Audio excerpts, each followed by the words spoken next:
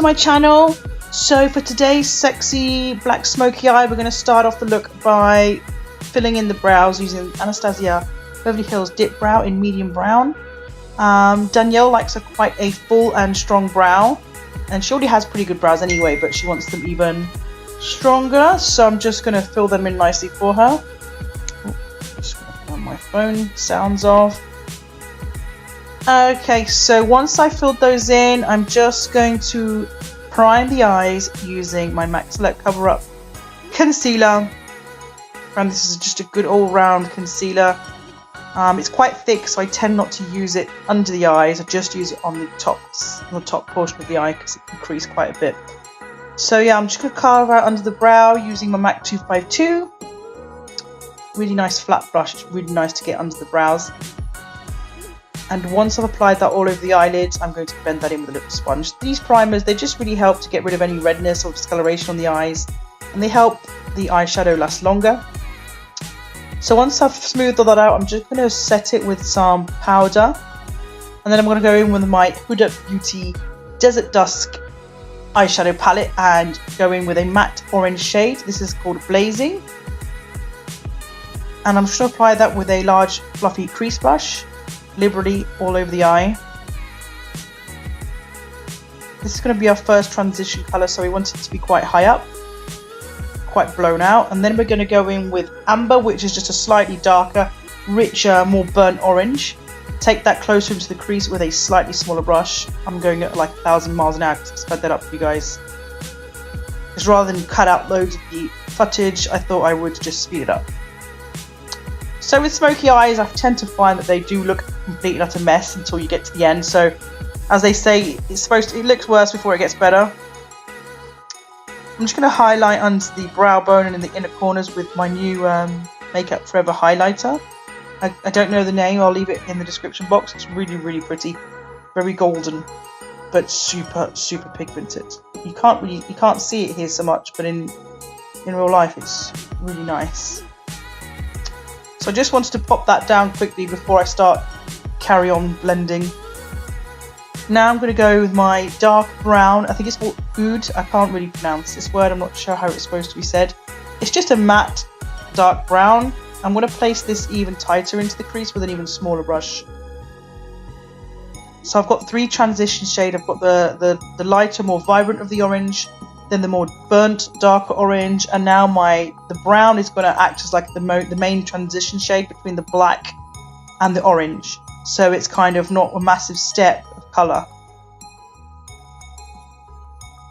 The key is to keep going backwards and forwards and adding the colour as you're going. So when I applied the dark brown, I found some of my orange lost a bit of pigment, so I kept going backwards and forwards until you could see all the layers, until everything was blended nicely. As I said, at the minute it just looks a complete and utter mess, but it does come together in the end, I promise. Now on the mobile lid, I'm just applying some Maybelline gel liner. This is going to act as a base for my black eyeshadow. It's just going to make our smoky eye much more intense, much more vibrant, and also last longer. Like black eyeshadow sometimes can transfer onto the upper eyelids and just lose a little bit of intensity throughout the night, especially if you're dancing, sweating. This black base, like a gel liner, will help that just keep the intensity all night. But you've got to act quick before it dries, as though these gel liners do set. So just buff away with a slightly stiffer brush. So make sure it's synthetic so you don't ruin your brush. And then start to blend in the colours again. Now I'm going back over with the dark brown, and then above that I'm going to start adding the orange again so you can see the colours. Don't take the black too far up because it can start to get into like punched eye territory. So like keep it close to the eyelids, like the lash line I mean, and then gradually blend it up. Very slowly and very gradually. You've got to take your time with the smoky eye. It's probably, I don't know, I find it one of the most intimidating eye looks to do. Even though it's like, it's a cult classic. I mean, it's always a smoky eye, you can't go wrong with it, but if done well, if you do it badly, then it's gonna look a fucking mess. So to prime the skin, I am just applying a little bit of Professional just to try and smooth out the skin. Danielle does suffer from a little bit of hormonal acne, stress related as well. So we're going to try out the DERMACOL today. She was so excited to try this, and so was I, because I bought all the shades and I've never tried them. So we were going to just go in without trying any concealer, any colour correction, anything, just to see how this foundation lasted throughout the night, how it covered. So it's kind of like a little experiment of ours. She loved it. She actually said she wants to go and buy it, so I'm pleased that it worked out quite well. So I'm just applying all this with the brush and then blending it out. And then under the eyes, I'm just applying a little bit of Erase Paste by Benefit. That's just to cancel out any blue. But I'm not going to conceal today. I'm just using the DERMACOL. It's super creamy.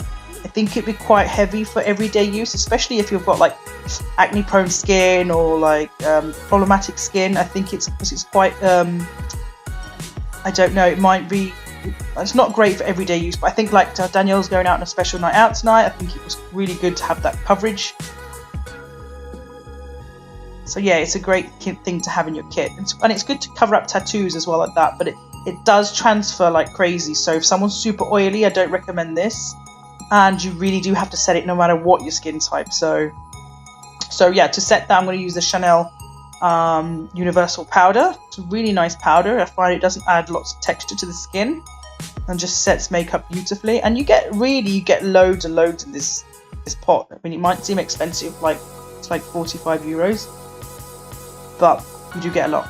So I'm just setting under the eyes. I'm not setting the rest of the face yet because I do want to cream contour using my Hoola stick. Never used it before. So I'm just applying that directly from the bullet. Just make sure you wipe off the top and spray with alcohol if you're going to use it on next client. So I'm blending that in using my sponge. Someone was asking me the other day how I sanitize beauty blenders and things like that. Well, after a hot wash in soapy water, I will steep them overnight in the baby bottle sterilization solution. I just put all my sponges and anything like that in there. So now I'm going to set the rest of the face using just a MAC Mineralized Skin Finish in medium, I think it is.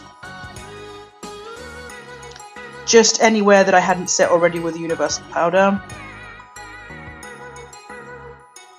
As I said, this it would be really nice for dry skin, but even though it really, because it's got such a higher oil content, it's so creamy and so thick, it will transfer onto your clothes, or if you kiss someone, or if you use the phone. So just be aware of that when you're using this.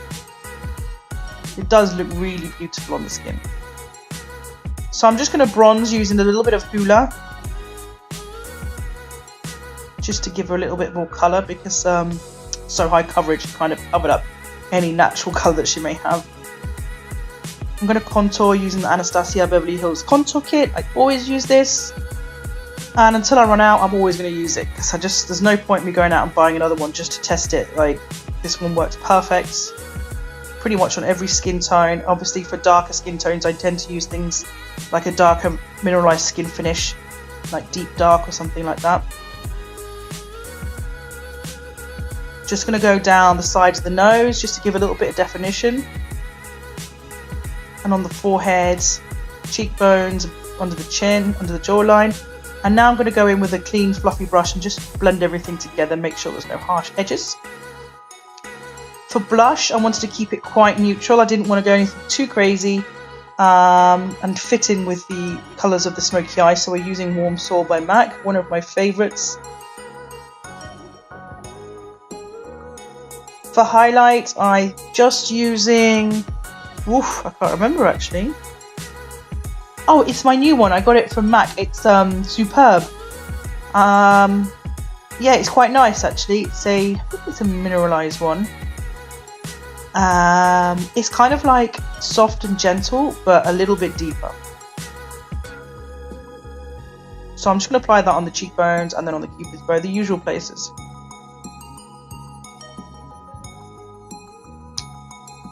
So I'm speeding up again. I'm just going to go on the lower lash line with the same colours as I used above. I always do this just to make it matching.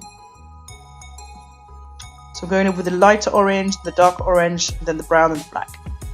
Sometimes I skip the first transition colour when I'm doing the lower lash line because it can be a little bit too light.